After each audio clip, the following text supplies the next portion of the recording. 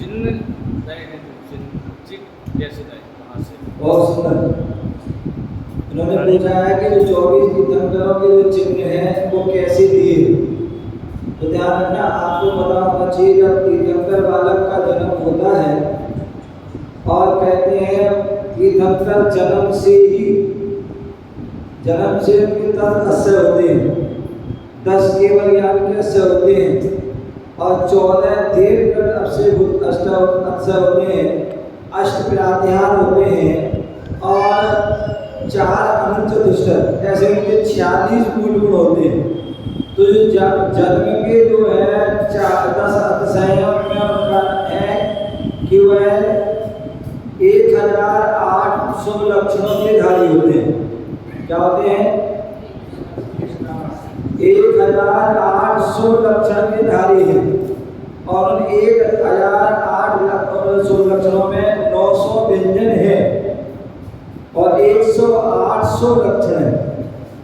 जब तीर्थंकर बालक को स्वधामिंद्र सुमेरु पर्वत पर पांडव शिला पर अभिषेक के लिए जाना है और वहां स्वधामिंद्र 1008 कलशों से तीर्थंकर बालक का अभिषेक करते हैं और अभिषेक करने के बाद उनका सचेनानी पावन आदि करते हैं, भोजन करते हैं, कपड़ा आदि कराते हैं और उसके बाद स्वधर्म भगवान के दाहिने पैर के अंगूठे को देखता है।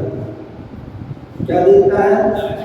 दाहिने पैर के अंगूठे के नीचे देखता है और वो दाहिने पैर के अंगूठे में जो भी चिन्ह होता है वही चिन्ह का ये क्या करते हैं, फिक्स कर देते हैं। ठीक है ना?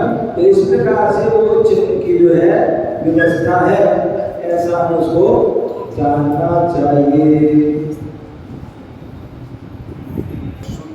और स्वतंत्र होता है, मुक्त होता है, तो उसको कर्मबंध कैसे लग सकता है? कर्मबंध कैसे लग सकता है? कि हमारा जैन धर्म जो है अनेकांतवाद है, स्यादवाद है। अनेकांतवाद में क्या है, वहां पर जो है ऐसा भी है और ऐसा भी है, ऐसा ही है नहीं। यदि ऐसा ही है कह दोगे तो एकांत हो जाएगा और एकांत जो है वो मिथ्या है। क्या है? एकांत जो है वो मिथ्या है। यदि मैंने कह दिया ऐसा ही है तो मिथ्या, और यदि हमने कह दिया ऐसा भी है और ऐसा भी है तो वो साम्य है, वो अनेकांत है। तो इसलिए जो है हमारी आत्मा, हमारे यहाँ स्यादवाद, जहाँ शब्द भंगी है, अनेक नए उसकी व्यवस्था है, जहाँ निश्चय की व्यवस्था है, जहाँ व्यवहार की व्यवस्था है और भी अनेक प्रकार के नए हमारे आत्मा में आते हैं। तो निश्चय से आत्मा शुद्ध है, परम पारमार्थिक भाव वाली है, लेकिन व्यवहार से जो आत्मा है कर्म बंधन से वह जकड़ी हुई है। क्योंकि हमारे यहाँ 3 प्रकार के कर्म कहे हैं, एक द्रव कर्म, एक भाव कर्म और एक नो कर्म। जब तक ये संसारी आत्मा संसार में भटक रही है तब तक वह द्रव कर्म के जो है 8 जो कर्म है, ज्ञान दर्शन आयु, वो 8 कर्म से सहित है, जकड़ी है। और दूसरे जो है जब 8 कर्म से जकड़ी है तो कर्म के वजह से क्या होता है, आप देखते हैं कभी अच्छे भाव होते हैं, कभी बुरे भाव होते हैं, अनेक समय प्रत्येक समय आपके परिवर्तन भाव होता है। तो जैसे प्रकार के तुम्हारे भाव होंगे उतने ही प्रकार के वह भाव कर्म और नो कर्म, 6 शरीर, 6 प्रजाति और 3 शरीर को ये नो कर्म होगा।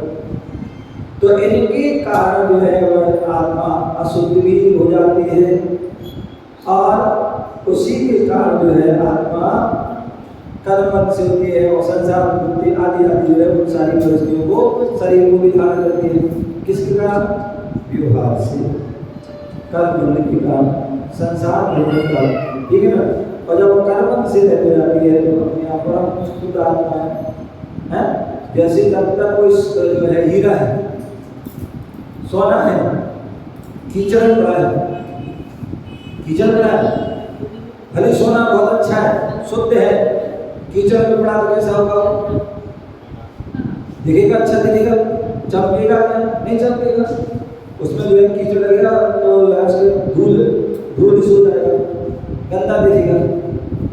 लेकिन जैसे ही हम उस कीचड़ को धो देंगे तो क्या हो जाएगा? सोना अपने उसमें आ जाएगा, हीरा अपने उसमें आ जाएगा। उसी प्रकार ये संसार में कीचड़ में आत्मा फंसी है। और कीचड़ जैसे अगर करोगे, शुद्ध जो है ज्ञान, दर्शन, चारित्र, तप आदि जो 4 आराधना है, इनके माध्यम से हम क्या करते हैं? उस आत्मा को आराधना रूपी पानी से धो देते हैं, तो क्या होती है? आत्मा और शुद्ध हो जाती है। नमोस्तु।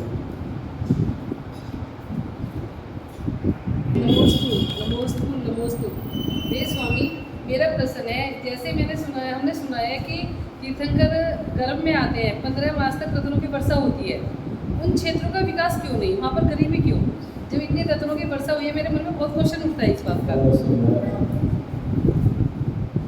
आपको पता होना चाहिए रत्नों की वर्षा क्यों होती है। रत्नों की वर्षा क्यों होती है? क्योंकि तीर्थंकर जैसे पुण्यशाली जीव आते हैं। क्या होते हैं? तीर्थंकर जैसे पुण्यशाली जीव आते हैं तो रत्नों की वर्षा होती है। और जब तक तीर्थंकर रहते हैं तब तक वो रत्नों में सारी व्यवस्थाएं रहती हैं। और जैसे तीर्थंकर का मोक्ष हो गया तो रत्न जहाँ से आए वहीं पहुँच जाते हैं, जैसे तैसे हो जाते हैं। जैसे आपके पास सोना रखा होता है, बहुत सारा रखा है, अब क्या कर रहा है? पहनते तो हो नहीं, पहनते कहा आज कोई नहीं पहनता, क्या होगा उसका? तुम्हारे लिए तुम्हारी सास ने दिया था, लेकिन तुमने क्या किया? उसको लेकर के खुशबू में रख लिया।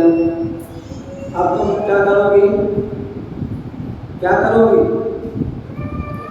जब तक तुम रहोगी तो बस रखेंगे हमारा इतना सोना है, खुश रहो हैं, लेकिन कभी उसका सुख नहीं भोगोगी।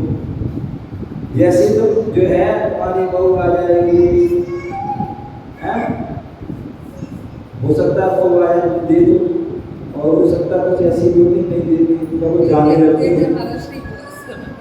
जब जाने लगती है तब जो है तब उनके हो सकता भाव समझ या दे दी, अन्यथा जाते जाते भी वो नहीं देती तो